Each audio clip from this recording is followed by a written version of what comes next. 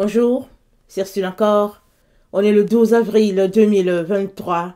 Alors, je viens sonner la trompette aujourd'hui encore et je viens proclamer le retour de notre Seigneur Jésus-Christ.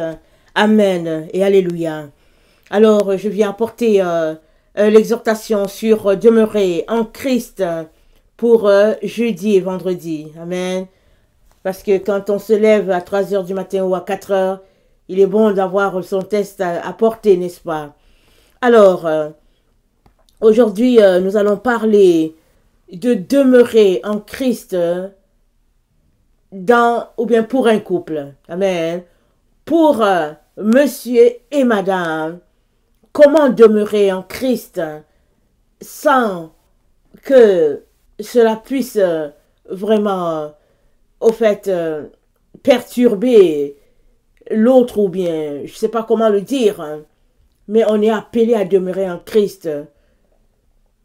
Peu importe si on est un vieux couple, si on est un jeune couple, si on est célibataire, on est tous appelés à demeurer en Christ. Alors ça, c'est des choses qu'on comprend facilement, n'est-ce pas? Quand on est seul, on comprend qu'on a besoin de notre relation avec le Seigneur Jésus. Et on comprend ça aussi, que l'intimité, c'est à deux. Amen. Mais très souvent, il arrive des situations où dans le couple, c'est difficile d'avoir une intimité avec le Seigneur Jésus-Christ, seul à seul. Alors, il y a des familles ou bien des couples qui se retrouvent les deux à la fois. Quand ils veulent prendre du temps avec le Seigneur, ils sont là devant le Seigneur les deux. Oui, c'est important, n'est-ce pas, que monsieur et madame viennent devant Dieu pour étudier la parole ensemble. Mais c'est aussi très important que monsieur ait un temps seul avec son Seigneur, que madame ait un temps seul avec son Seigneur. Et souvent, c'est là où il y a un manque.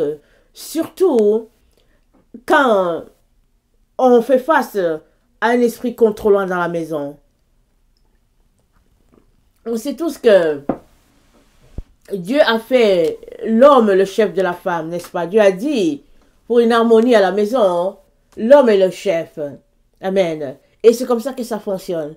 Mais si l'homme a un esprit dominant, il va écraser la femme. Il va la contrôler au point où elle aura de la difficulté à avoir une relation avec le Seigneur. Mais pour deux enfants de Dieu, monsieur chrétien, madame chrétienne, ce serait extraordinaire que chacun puisse s'encourager, que l'un puisse encourager l'autre pour qu'il puisse développer sa relation avec le Seigneur et vice-versa. Alors, dans Jérémie 29, le verset 13, notre Dieu nous dit, « C'est de là aussi que tu chercheras l'Éternel, ton Dieu, et que tu le trouveras, si tu le cherches de tout ton cœur et de toute ton âme, au sein de ta détresse. Toutes ces choses t'arriveront.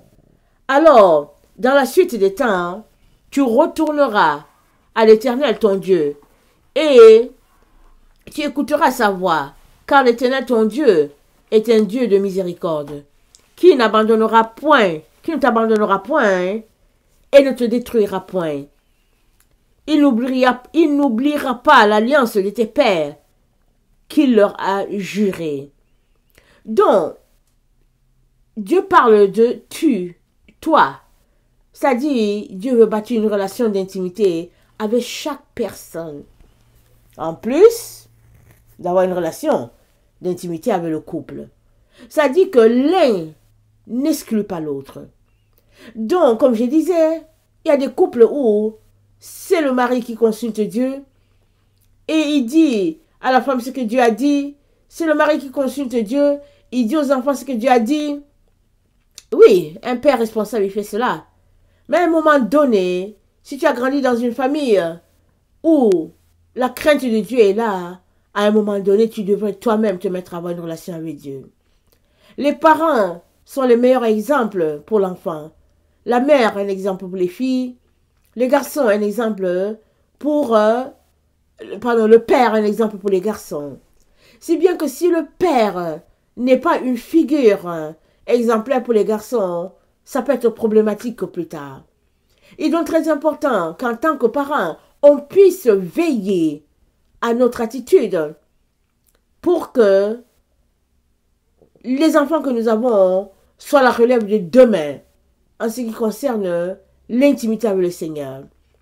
Donc, c'est très important de bâtir notre intimité à deux. Quand je dis à deux, c'est pas monsieur et madame, je parle de à deux, monsieur et Jésus, madame et Jésus. Si chaque personne a une relation d'intimité avec Jésus, entre monsieur et madame, ça va aller de soi. Amen. Parce que tu seras allé à la source qui est notre Dieu. Elle sera allée à la source qui est notre Dieu. Alors, qu'est-ce que vous pensez? Une maison où le Seigneur Jésus-Christ règne. Amen. Il y a l'amour, la présence de Dieu. Une telle maison. Quelle maison extraordinaire, n'est-ce pas? Mais, ça demande que nous puissions développer et bâtir notre intimité. Alors, peu importe le degré d'amour que tu as pour ta femme ou bien vice-versa, amen, ta relation avec Dieu est du non négociable. Il faut mettre ça dans ta tête.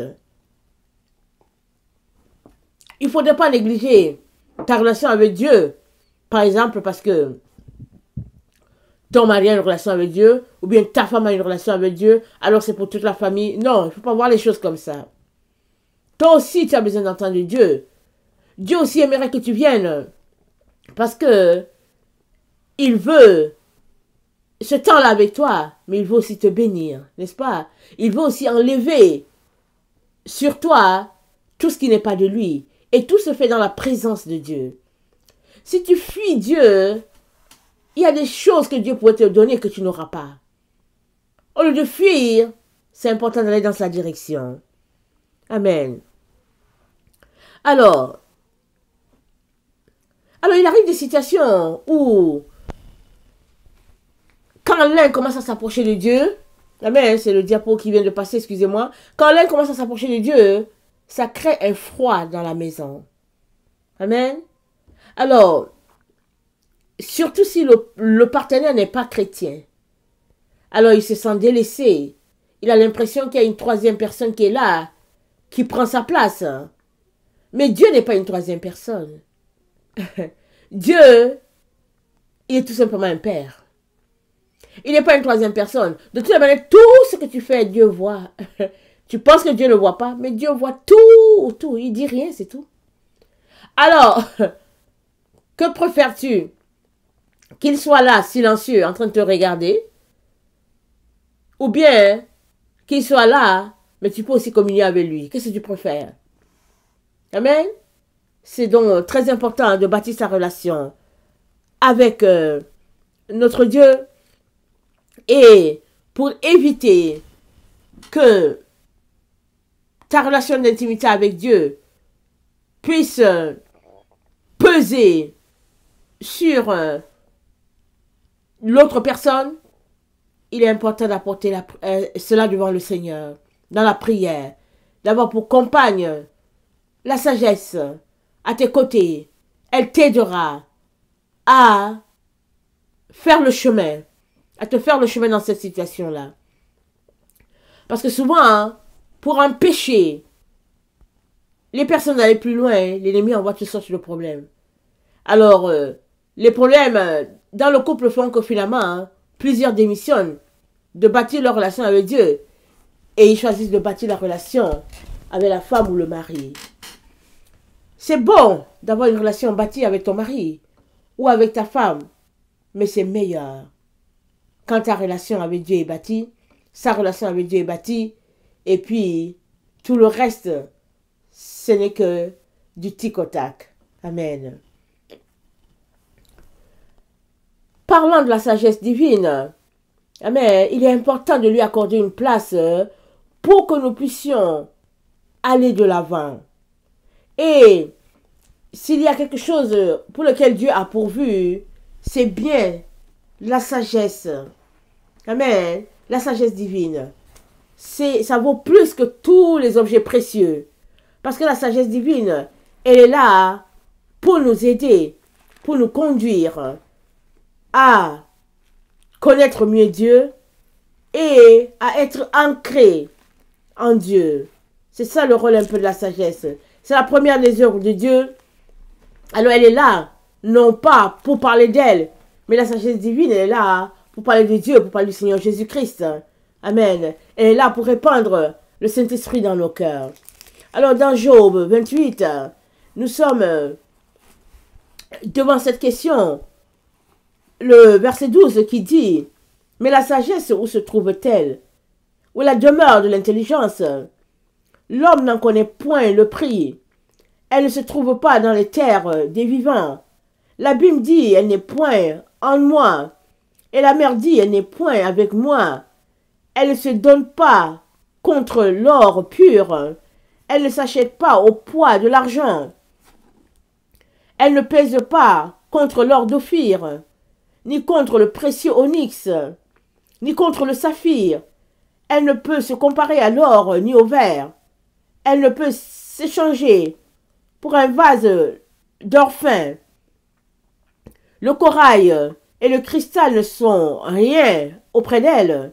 La sagesse vaut plus que les perles. La topaze d'Éthiopie n'est point son égale. Et l'or pur n'entre pas en balance avec elle. D'où vient donc la sagesse? Où est la demeure de l'intelligence? Elle est cachée aux yeux de tout vivant.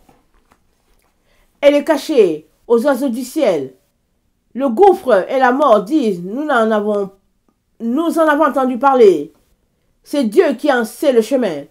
C'est lui qui en connaît la demeure. Car il voit jusqu'aux extrémités de la terre. Il aperçoit tout sous les cieux. Quand il régla le poids du vent et qu'il fixa la mesure des eaux. Quand il donna des lois à la pluie, qu'il traça la route de l'éclair et du tonnerre. Alors il vit la sagesse et la manifesta. Il en posa le fondement et l'a mis à l'épreuve. Puis il dit à l'homme, voici la crainte du Seigneur. C'est la sagesse. S'éloigner du mal, c'est l'intelligence. Amen. S'éloigner du mal, c'est l'intelligence. La crainte du Seigneur, c'est le commencement de la sagesse. Maintenant, il est important d'aller chercher, n'est-ce pas, cette sagesse-là. Parce que c'est elle qui est comme le pont entre notre relation avec Dieu. C'est elle qui va nous aider à bâtir, à aller plus loin. Alors, j'ai deux textes de Siracide, mais je vais lire juste un. Je vais lire Siracide 15, le verset 1 à 10. Alors, voilà ce que ça dit, Siracide 15, le verset 1 à 10. Excusez mon écran qui tourne. Alors, Siracide 15, le verset 1 à 10. Celui qui craint le Seigneur agit en conséquence. Celui qui est maître de la loi atteindra la sagesse. Elle viendra à sa rencontre comme une mère, comme une épouse vierge. Elle l'accueillera. Elle le nourrira du pain de l'intelligence. Elle l'abreuvera de l'eau de la sagesse. Il s'appuiera sur elle et ne fléchira pas. Il s'attachera à elle et ne sera pas confondu. Elle s'élèvera au-dessus de ses proches. Au milieu de l'assemblée, elle lui ouvrira la bouche. Il trouvera joie et couronne d'allégresse. Il obtiendra un renom éternel. Mais les insensés ne l'atteindront pas. Les pécheurs ne la verront pas. Les menteurs ne se souviendront pas d'elle. La louange est malvenue dans la bouche du pécheur, parce qu'elle n'est pas envoyée par le Seigneur. C'est la sagesse qui fait prononcer la louange. C'est le Seigneur qui l'inspire. Amen. La sagesse fait prononcer la louange. Et nous avons tous besoin de cette compagne-là. Amen. Que Dieu a donnée à ses enfants pour qu'elle nous conduise. Dans Proverbe 8, c'est dit qu'elle se tient au niveau des carrefours. Alors j'aimerais aussi qu'on lise cette partie-là. C'est juste ces 2 ou 3 versets. Alors Proverbe 8, c'est au verset 2, c'est dit, je vais commencer à 1. La sagesse ne crie-t-elle pas et l'intelligence ne lève-t-elle pas sa voix? C'est au sommet des hauteurs, près de la route. C'est à la croisée des chemins qu'elle se place. À côté des portes, à l'entrée de la ville, à l'intérieur des portes, elle fait entendre sa voix. Je vais m'arrêter là. Si on voit bien, le proverbe 8 nous présente que la sagesse, on la trouve au niveau des portes. C'est-à-dire, quand tu cherches à prendre une certaine direction, la sagesse se présente à toi. Quand tu as un carrefour où tu cherches à prendre une direction, la sagesse, elle est là. Pourquoi? Parce que Dieu l'envoie à temps pour que tu ne puisses pas prendre le mauvais chemin. Parce qu'il y a juste deux chemins. Le chemin de la sagesse ou le chemin de la folie. Tu es soit sage, tu es soit insensé. Tu ne peux pas être les deux à la fois. C'est l'un ou c'est l'autre. Voilà pourquoi la sagesse divine se tient au carrefour. Elle se tient au niveau des portes. Elle se tient au niveau des hauteurs. Et elle fait entendre sa voix. Elle nous invite à venir pour bâtir cette relation-là avec Dieu. Amen. Alors, tu es responsable de ton parcours. Amen, tu es responsable.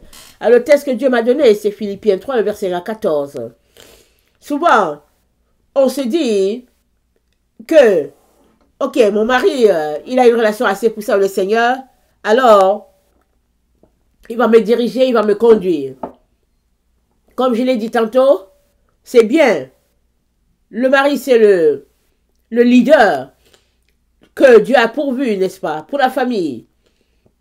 Alors, c'est extraordinaire quand il marche avec le Seigneur.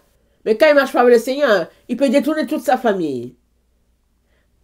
Mais quoique, il y a un leader qui a une relation avec le Seigneur, sa femme a quand même besoin de bâtir sa relation. Ses enfants ont quand même besoin de bâtir leur relation avec le Seigneur. Alors, il est important de faire attention à qui nous fréquentons. Amen, très très attention. Dans Proverbe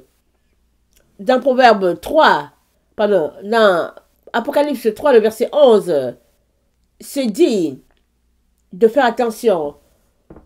Parce que c'est à l'église de Philadelphie, Jésus-Christ félicite cette église-là.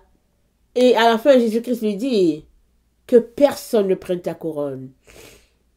Excusez-moi, je suis assez congestionné, je suis désolé. Que personne ne prenne ta couronne. Souvent, c'est ceux qui sont à côté qui vont venir nous détourner. Il est donc très important de garder les portes fermées, de garder les barrières et d'être vigilant pour que ce que tu as ne te soit pas volé. Alors, excusez-moi,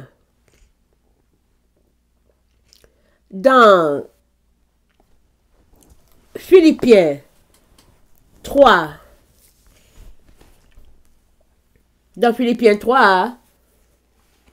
le verset 1 à 14, excusez-moi.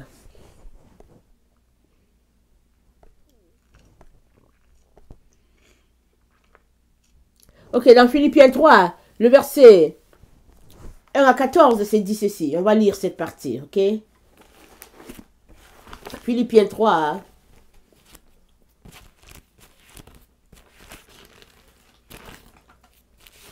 J'ai l'impression que qu'il y a une partie de mon texte qui est coupée, mais bon, je suis absolument pas au point.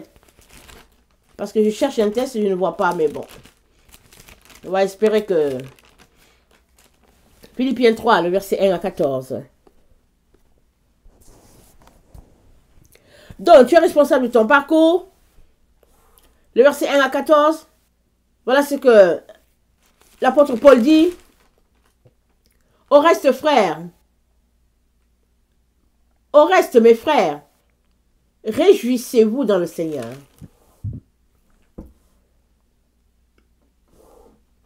Je ne me lasse point de vous écrire. Les mêmes choses, pour vous, cela est salutaire. Prenez garde aux chiens.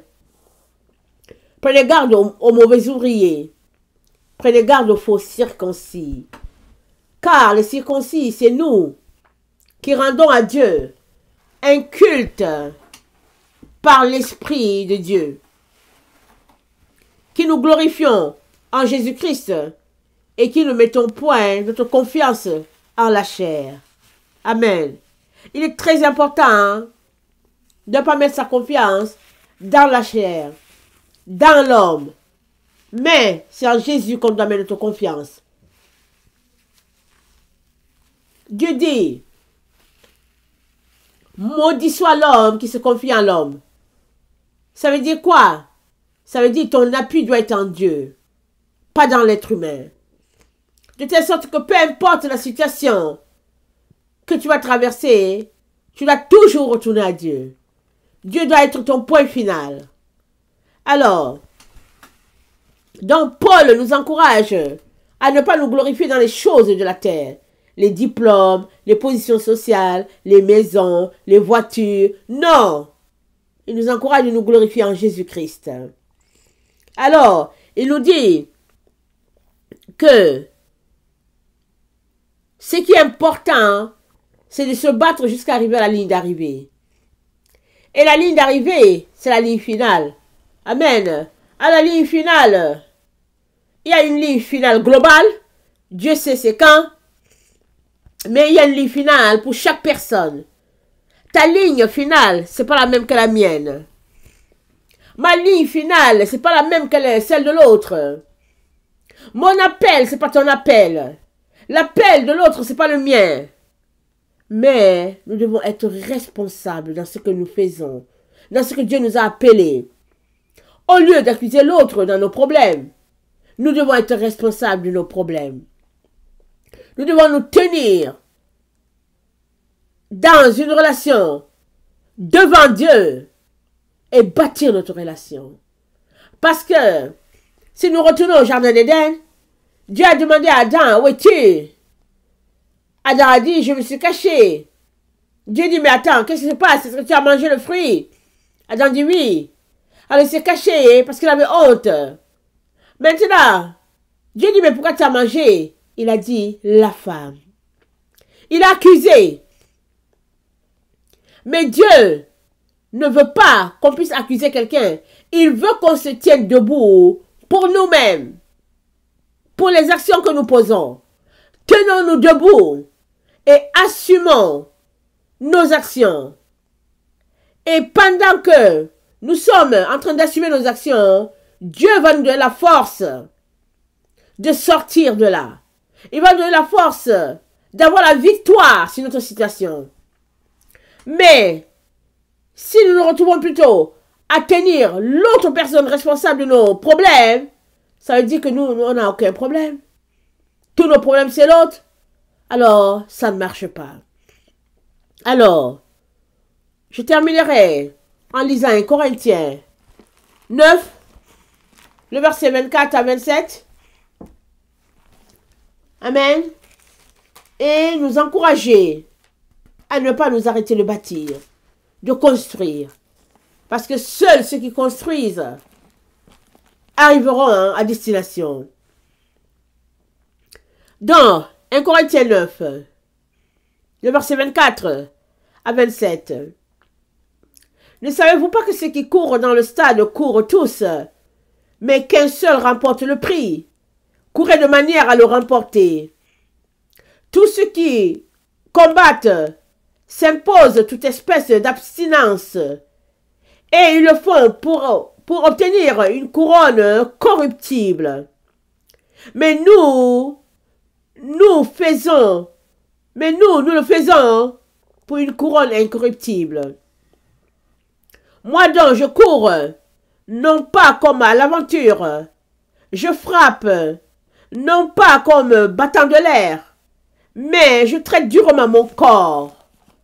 Et je le tiens assujetti, de peur d'être moi-même rejeté après avoir prêché aux autres. Amen. Ça, c'est la parole de Paul, le meilleur de tous les conseils qu'il peut nous donner. Traiter son corps durement pour ne pas être rejeté alors qu'on a prêché à d'autres. Le monde est rempli de séduction. Alors, pendant que nous cherchons notre Dieu et que nous cherchons à mettre nos racines en profondeur, il y a d'autres qui cherchent à nous faire tomber. Alors, il est important de partir du bon pied avec la sagesse divine et d'être persévérant dans notre recherche d'intimité avec le Seigneur. Alors, ceux-là qui sont connus du Seigneur entreront dans la salle de noces, mais les autres seront rejetés. Matthieu 25, le verset 1 à 13. Il est donc important que nous puissions travailler d'arrache-pied pour bâtir notre relation, bâtir notre intimité. Amen. Que le Seigneur bénisse sa parole. Maranatha, Jésus revient. Amen et Amen. Donne la vigueur et la force. Répand sur nous les forces de notre mère terrestre. Nous voulons nous nourrir de l'arbre de vie. Messager de la mère divine. Merci pour ta vie qui coule en nous et qui coule aussi dans les arbres. Merci pour une telle communion. Jeudi soir, ange du travail, toi qui es la cause des mouvements des humains vivant sur terre, descends sur nous et donne-nous d'accomplir les œuvres que le Père a déjà préparées d'avance pour nous. Que chaque jour, je puisse créer le ciel sur terre et que je sois inspiré davantage de toi afin que la gloire de Dieu se répande sur la terre. Vendredi matin, ange de la joie. Ange de la joie, que ta joie se manifeste, qui se manifeste juste par la présence d'une petite fleur, un chant d'oiseau, ou toute beauté de nature, remplisse mon être en ce jour. Et que je me réjouisse de toutes tes couleurs, créées par notre Dieu pour mon bon plaisir. Vendredi soir, ange de la paix, toi qui es partout où on te désire, sois en moi, afin que la connaissance du Père céleste et de la Mère terrestre abonde en moi. Et qu'en moi les ténèbres n'aient aucune place, car là où il y a la paix, c'est écrit, c'est Dieu qui règne. Car là où il n'y a pas, là où il n'y a pas la paix, c'est Satan qui règne. Et là où il y a la paix, c'est Dieu qui règne. Amen. Alors, vous savez, la paix, c'est un cadeau extraordinaire. Souvent, pour un petit truc, c'est parti. Amen. Une petite erreur, la paix est partie. Et Satan fait tout pour venir nous arracher notre paix. Alors nous devons tout faire pour la garder. Nous devons tout faire, tout, pour avoir la paix de Dieu, la quiétude, la tranquillité. Ça, c'est la chose la plus extraordinaire. Amen.